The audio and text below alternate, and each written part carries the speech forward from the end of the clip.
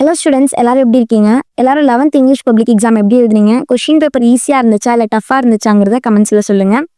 Next 13th March நடக்க போகிற computer science எக்ஸாமுக்கு ரெடி ஆகலாமா? இந்த வீடியோவை 3 பார்ட்ஸாக செப்பரேட் பண்ணிக்கலாம். Part 1 study plan.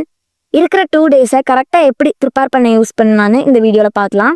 டே 1ல் சாப்டர்ஸ் 1 to 12ஓட புக் பேக் கொஷின்ஸை கம்ப்ளீட்டாக படிச்சிருங்க. டே 2ல் பேலன்ஸ் இருக்கிற 6 சாப்டர்ஸை அன்னைக்கு ஈவினிங்குள்ளே கம்ப்ளீட் பண்ணிவிட்டு ஈவினிங்க்கு மேலே புக் இன்சைடில் 1 மார்க் கொஷின்ஸை பாருங்கள். புக் பேக் 1 மார்க்ஸை அட்லீஸ்ட் 2 to 3 டைம்ஸ் நல்லா படிச்சுட்டு போய்க்கோங்க.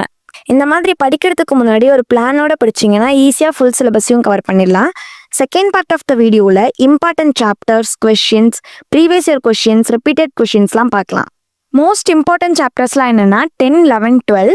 இந்த 3 சாப்டர்ஸ்லேருந்து கம்பல்சரி கொஷின்ஸ் கேட்க சான்ஸ் இருக்குது அண்ட் இன்சைட் கொஷின்ஸ் கேட்கவும் சான்ஸ் இருக்குது.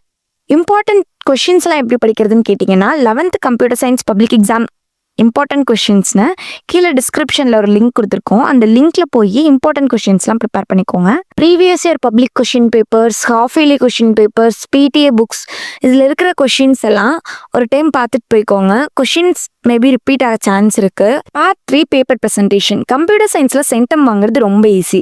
உங்கள் பேப்பர் நீட்டாக இருந்தாலே போதும். அப்பார்ட் ஃப்ரம் யுவர் ஆன்சர்ஸ் உங்கள் பேப்பர் மேலே கரெக்ட் பண்ணுறவங்களுக்கு ஒரு குட் இம்ப்ரெஷன் க்ரியேட் ஆகும். ஸோ முடிஞ்ச அளவுக்கு ஓவர் ரைட்டிங்ஸ்லாம் இல்லாமல் மெயின்டைன் பண்ணிக்கோங்க. உங்கள் பேப்பரை நீட்டாக ப்ரெசென்ட் பண்ணுறதுன்னு தெரிஞ்சுக்க ஒரு டெமோ ஆன்சர் ஷீட் வேணுமா? கீழே டிஸ்கிரிப்ஷனில் லிங்க் இருக்குது, கிளிக் பண்ணி பார்த்து தெரிஞ்சுக்கோங்க. சென்டென்ஸ் ஸ்கோர் பண்ண சில டிப்ஸ் அண்ட் ட்ரிக்ஸ் சொல்கிறேன், நோட் பண்ணிக்கோங்க. First one, 2 marks and 3 marks பார்ட்டில் ப்ரோக்ராமிங் கோட் எழுதுகிற மாதிரி கொஷின் செலக்ட் பண்ணாமல் தியரி கொஷின்ஸை செலக்ட் பண்ணுங்க. செகண்ட் ஒன், 5 மார்க் கொஷின்ஸ்க்கு ஃபுல்லாக பேராகிராஃபாக எழுதாமல் பாயிண்ட்ஸாக எழுதுங்க. எல்லாத்துக்கும் கூட ஒரு சின்ன எக்ஸாம்பிள் கொடுங்க. தேர்ட் ஒன், மோஸ்ட் இம்பார்ட்டண்ட்டாக எந்த கொஷினையும் ஸ்கிப் பண்ணாதீங்க. கொஷின் நம்பர்ஸ்லாம் கரெக்டாக போட்டிருக்கீங்களான்னு செக் பண்ணிக்கோங்க.